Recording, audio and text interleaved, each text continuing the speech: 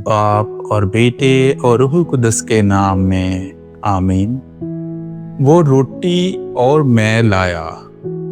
हमारे लिए आज की तिलावत तकवीम की किताब उसका 14वां बाब और उसकी 18वीं आयत से लेकर 20वीं आयत तक।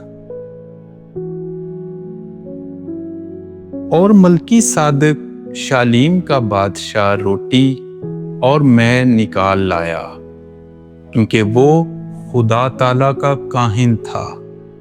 उसने उसे बरकत देकर कहा, आसमान और ज़मीन के खालिक खुदाए ताला की तरफ से अब्राम मुबारक हो, और मुबारक हो खुदाए ताला जिसने तेरे दुश्मन तेरे हाथ में कर दिए।